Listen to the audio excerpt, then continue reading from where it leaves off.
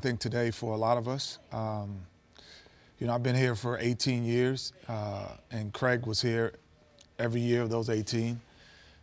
We shared an office together, he and I, when I first got here, my first 3 years here. I'm going to say this later on tonight, but I think that, you know, the direction of what my path, the career of my life would have possibly be different if it wasn't for Craig. Yeah. Meaning, we're sitting in the office, and I get a phone call to be an assistant coach at a team, NBA team, with the possibilities of taking over the head coach in 3 years. And he overhears the conversation, and this is my second year at Turner, and he goes, "Are you thinking about leaving?" And I was like, "Well, I'm just, listening, Craig, seeing what's going on."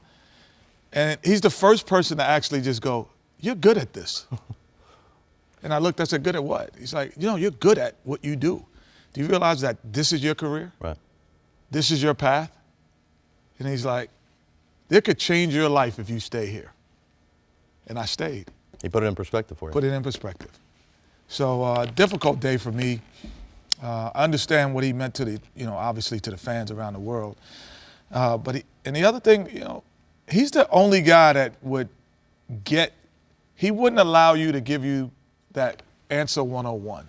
Right. Like that, None of the cliche stuff. No, he wouldn't allow you to do it, from Shaq to, KG to, all of the guys you're seeing here. And I think that's what they appreciated most, because he was relentless in the truth.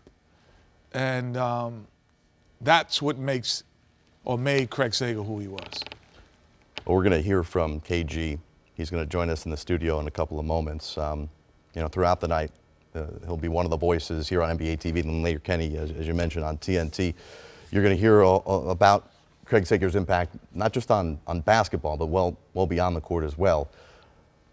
We begin here at home with Turner president David Levy reflecting on Sager's 30-plus years with the company. Craig Sager was a beloved member of the Turner family for more than 3 decades, and he has been a true inspiration to all of us. There will never be another Craig Sager. His incredible talent, tireless work ethic, and commitment to his craft took him all over the world covering sports. While he will be remembered fondly for his colorful attire and the TNT sideline interviews he conducted with NBA coaches and players, it's the determination, grace, and will to live he displayed during his battle with cancer that will be his lasting impact. Our thoughts and prayers are with Craig's wife, Stacy, and the entire Sager family during this difficult time. We will forever be Sager strong. Here's the commissioner of the NBA, Adam Silver. I, along with the entire NBA family, are deeply saddened by the passing of Craig Sager. Craig was as vital to the NBA as the players and coaches, a true original and an essential voice on Turner Sports NBA coverage for 26 seasons. Craig chronicled some of the most memorable moments in league history and was a ubiquitous presence with his splashy suits and equally colorful personality. Craig earned widespread respect for his insightful reporting and inspired so many,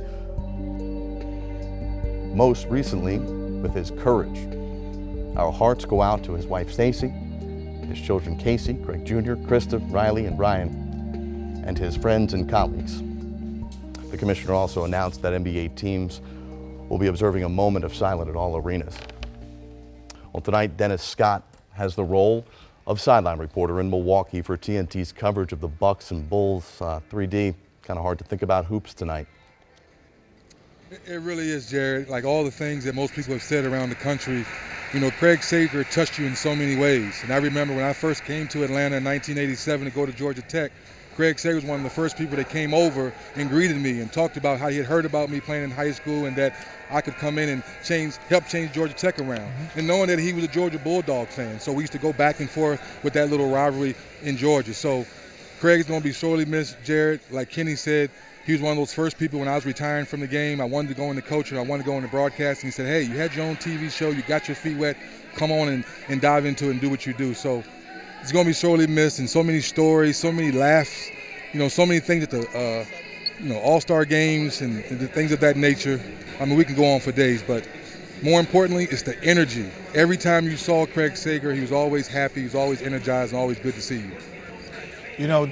Dennis, and I'm not trying to be disrespectful to anyone else, but before Craig, I don't think I knew the name of any sideline reporter. I didn't know the name of him. I'd be like, oh, that's the guy. That's that guy over there. But I didn't know the name of any sideline reporter. And then what he did for sideline reporting is made it fashionable.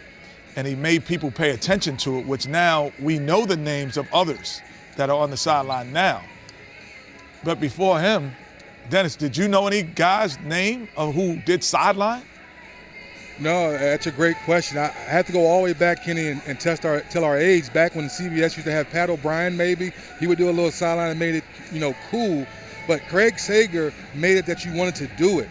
Like us as ex-players, some guys want to be in the studio like you and Charles and Shaq. I want to do sideline. I don't mind being in the studio, but Craig made sideline cool, to put the nice suit on. I have on my alligator shoes tonight because of Craig Saber. So all those things that you're talking about, Kenny, Craig Saber made the sideline cool.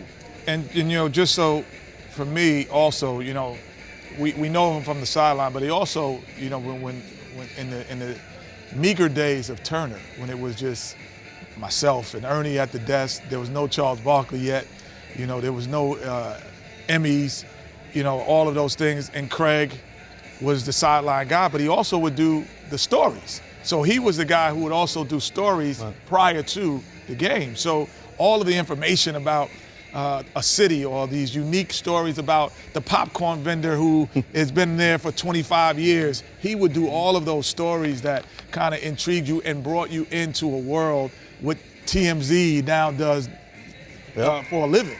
So he brought you into a world that you've never seen. And the only unfortunate thing about death, it brings reflection when that reflection could be done earlier. And I think that's what we'll miss about Craig is the reflection now as we talk about him. It gets harder and harder, D. Scott, harder and harder. It does, Kenny, because like you're saying, when you've been around someone that's a family member, and people say, why do you say that? Because when you work with somebody so long, they become family. I remember when my mom was sick. Craig was one of the first people to call and say, hey, how's your mom doing? I'm like, how'd you know? He said, come on, 3, this is Craig. I know about everything. So things like that, you think that your colleague, someone you work with on a day-to-day basis may not be caring about you and your family. Craig was one of those guys. Dennis, it'll be great to hear some more stories during your broadcast tonight coming up at 8 Eastern with the Bulls and Bucks. Thanks for joining us tonight from Milwaukee. No problem, guys.